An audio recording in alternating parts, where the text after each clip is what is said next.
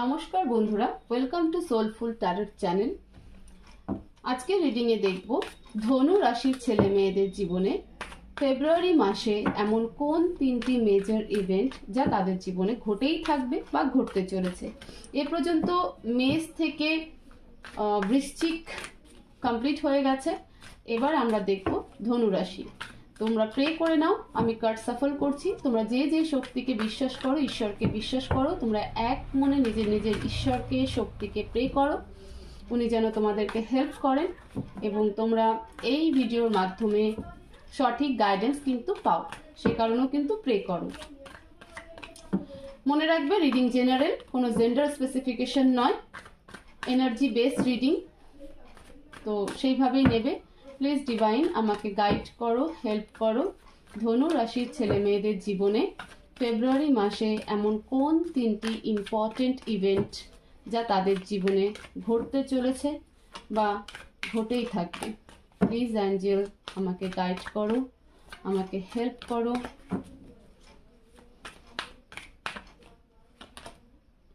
Ten of swords, wheel of Fortune and the devil. Okay, bottom of the deck, four of swords. তো ধনু রাশি first event হচ্ছে ten of swords. দেখো তোমাদের first ইভেন্টে যেটা ঘটতে চলেছে, তোমরা অনেকটা ডিপ্রেশন এনার্জিতে চলে যাবে কোনো কিছু নিয়ে, এবং যেটা অলরেডি তোমাদের কারেন্ট সিচুয়েশনে চলছে। আমি দেখবো কি নিয়ে হচ্ছে এই জিনিসটা। প্লিজ ডিভাইন টেন অফ সোয়ার্ডসকে ক্লারিফাই করো। Clarify ten of swords.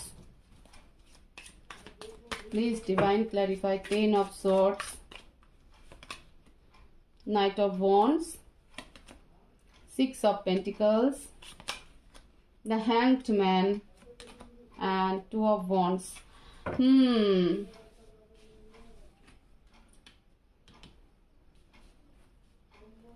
First ইভেন্টে যেটা তোমাদের জীবনে ঘটতে চলছে বা এই মুহূর্তে জানিয়ে তোমরা ভাবনা চিন্তা করছো, সেটা হলো দুটো সিচুয়েশনের মধ্যে তোমরা ব্যালেন্স করার চেষ্টা করছো। এক নাম্বার, সেটা ফেব্রুয়ারি মাসে ফার্স্ট ইভেন্টেও দেখা যাচ্ছে, এবং একজনের প্রতি বা একটা জায়গাতে ফোকাস। যদি রিলেশনশিপ নিয়ে কথা বলি, তাহলে দুটো রিলেশনশিপের মধ্যে একটা রিলেশনশিপে তুমি ফোকাস হওয়ার কারণে তোমার আরেকটা রিলেশনশিপ কিন্তু ডিস্ট্রয় হতে চলেছে। সেই কারণে তুমি প্রচন্ড ডিপ্রেশন এনার্জিতে চলে যাবে।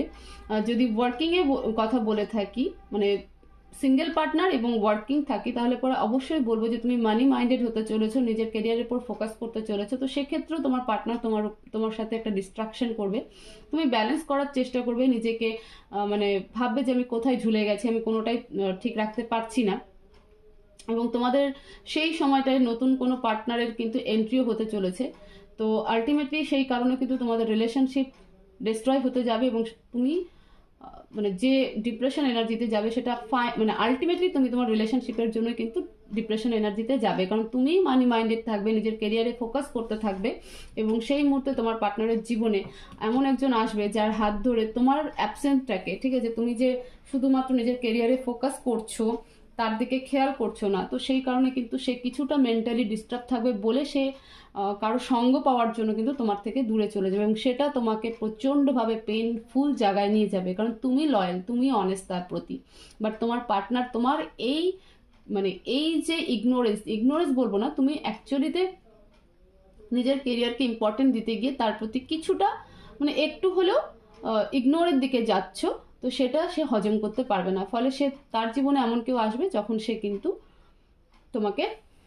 তোমার থেকে দূরে চলে যাবে, এবং সেই জিনিসটা তোমার হজম হবে না। এটা কিন্তু first event. Second event wheel of Fortune.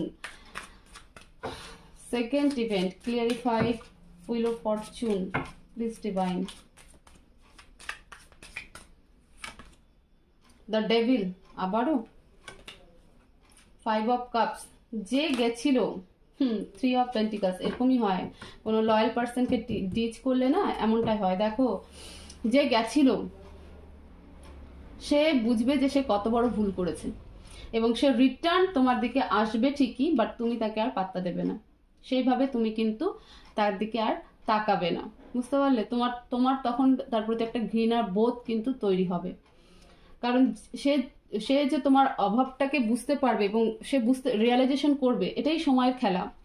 তোমার রিয়েলাইজেশন কিন্তু বুঝে যাবে, তোমার পার্টনার কিন্তু রিয়েলাইজেশন করবে যে আমি কত বড় মিস্টেক করে ফেলেছি, এবং সেই কারণে কিন্তু সে আবার রিটার্ন তোমার কাছে আসবে। কারণ যেভাবে তোমাকে সে চিট করছে, ইকুয়ালি তার সাথেও সেই একই চিটিং খেলাটা খেলবে সময়, এবং সেই সময় কিন্তু সে তোমার কাছে রিটার্ন আসবে। বাট তুমি এরকম মুডে থাকবে যে তুমি তাকে আর অ্যাকসেপ্ট করবে না। এটাই থার্ড ইভেন্ট হতে চলেছে তোমাদের জীবনে। Please divine third event, sorry এটা তোমাদের সেকেন্ড ইভেন্ট ছিল। Third event the devil. Please divine clarify the devil, clarify the devil. Three of swords, strength, queen of swords. গোটা জিনিসটাই না তোমাদের জীবনে ঘটছে, মানে তোমাদের ধনুরাশি, তোমাদের স্পেশালি যে তিনটে ইভেন্ট ঘটছে সেটা পার্টিকুলারলি একটা পার্টনারকে নিয়ে এবং তোমাদের রিলেশনশিপ নিয়ে। তোমরা এই তিনটে ইভেন্টে না তোমরা অনেক কিছু শিখে যাবে, অনেক কিছু শিখে যাবে। থার্ড ইভেন্ট যেটা ঘটতে চলেছে তোমাদের জীবনে, যে তোমার পার্টনার তোমার অ্যাবসেন্সকে পূরণ করার জন্য সে অন্য কোথাও যাচ্ছে, এবং তার অনেক সিনারিও, ঠিক আছে, এটা আমি ম্যারেজ কাপলদের জন্য বলবো, অনেক সিনারিও, অনেক ফেক, মানে ফেক বলতে তোমার চোখে অনেক ট্রুথ, তার যে অনেক ট্রুথ সব কিছু তোমার সামনে আসবে, এবং তুমি কিন্তু প্রচন্ড হার্ট ব্রেকের মধ্যে দিয়ে যাবে। এটা তোমার থার্ড ইভেন্ট, এবং সেই জায়গা থেকে তুমি প্রচন্ড পাওয়ারফুলও হবে।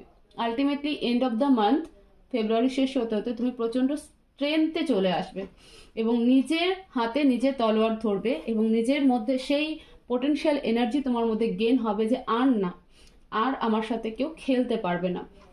তুমি তোমার পার্টনারকে খুশি করার জন্যই কিন্তু নিজের কেরিয়ারের উপর ফোকাস করছিলে, আর সেটাকেই কিন্তু ইউজ করে বলতে, যেহেতু তুমি তোমার পার্টনারকে টাইম দিচ্ছিলে না, সেই টাইমের অভাবটাতে সে কিন্তু অন্য আরেকজনের কাছে চলে যায়, এবং সেটা যখন তুমি জানতে পারো, এবং তাদের অনেক সিনারিও, এমন কিছু সিনারিও তোমাদের সামনে আসছে, এবং সেটা তোমার ওয়াইফও হতে পারে, হাজব্যান্ড হতে পারে, গার্লফ্রেন্ডও হতে পারে, তুমি যার জন্য এতটা অঝোর পরিশ্রম, অক্লান্ত পরিশ্রম করছিলে, সেই আলটিমেটলি তোমাকে চিট করছে, এবং তার অনেক সত্যি, তার আসল চেহারাটা যখন তোমার সামনে আসছে, তখন কিন্তু আলটিমেটলি তোমার খুব হার্টব্রেক হচ্ছে।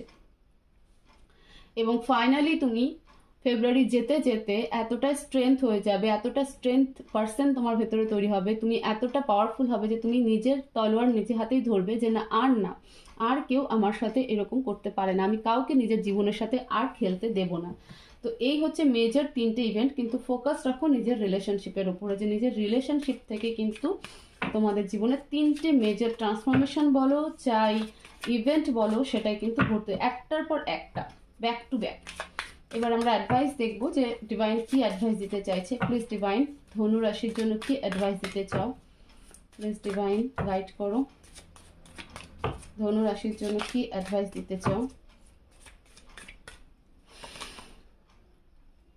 Page of swords, the sun and page of wands. দেখো ডিভাইন বলছে ম্যাচিওরলি হ্যান্ডেল করো, ওকে, ম্যাচিওরলি হ্যান্ডেল করো। তুমি তোমার কাজের প্রতি ফোকাস রাখো, তোমার জন্য সবকিছু পজিটিভই হবে, তোমার জন্য যেটা ভালো সেটাই হবে, তোমার জন্য যা যা ভালো কিছু তাই তোমার সাথে থাকবে, এবং যা কিছু তোমার জীবনে খারাপ, তোমাকে যারা নষ্ট করার চেষ্টা করবে, তোমার জীবনে যারা ক্ষতি করার চেষ্টা করবে, তাদেরকে এবং সেই সমস্ত সিচুয়েশনকে ঈশ্বর তোমাদের কাছ থেকে অটোমেটিকলি দূরে সরিয়ে দিবে। তো এই যে সিচুয়েশনগুলো ঘটবে সেটা তোমারই বেটারমেন্টের জন্য, ঠিক আছে। ইম্যাচিওর ভাবে সবকিছুকে দেখবে না, ম্যাচিওরলি হ্যান্ডেল করো, প্রে করো, উপরওয়ালার পর ভরসা করো, উনি যা করবেন তোমাদের মঙ্গলের জন্যই করবেন, এবং তোমাদের জীবনে এর পরে যে আসবে তোমার জন্য যে বেটারমেন্ট আছে, এমন নয় যে একজন চলে গেলে আর কখনো কেউ ভালো আসে না, হয়তো তার থেকেও বেটার তোমার জীবনে তুমি যার জন্য ডিজার্ভ করো, সেই রকম পার্সন কিন্তু তোমার জীবনে ইউনিভার্স দিতে চলেছে, ঠিক আছে। তো এই মুহূর্তে তোমাদের জন্য ডিভাইন গাইডেন্স হচ্ছে যে ইম্যাচুরিটি ছেড়ে দিয়ে ম্যাচিওরলি হ্যান্ডেল করো, শান্ত থাকো, চোখ কান খোলা রেখে সবকিছুকে দেখার চেষ্টা করো, হোপফুল থাকো, উপরওয়ালার উপর ভরসা রাখো, উনি যা করবেন তোমার জন্য বেটারই করবেন। প্রে করো যে উনি যেন তোমাকে সেই শক্তি দেয় সবকিছুকে ভালোভাবে এগিয়ে নিয়ে যাওয়ার জন্য। তো তো এই ছিল ধনুরাশির ফেব্রুয়ারি মাসের রিডিং, যে 3টি মেজর ইভেন্ট ঘটতে চলেছে। আশা করব যে তোমরা ভিডিও থেকে অনেকটাই গাইডেন্স পাবে, তোমাদের অনেকটা হেল্প হবে। তো ভিডিওকে প্রচুর প্রচুর শেয়ার করো, লাইক করো, চ্যানেলকে অবশ্যই সাবস্ক্রাইব করো। সবাই ভালো থাকো, সুস্থ থাকো, পজিটিভ থাকো। দেখা হবে নেক্সট ভিডিওতে। Thank you so much.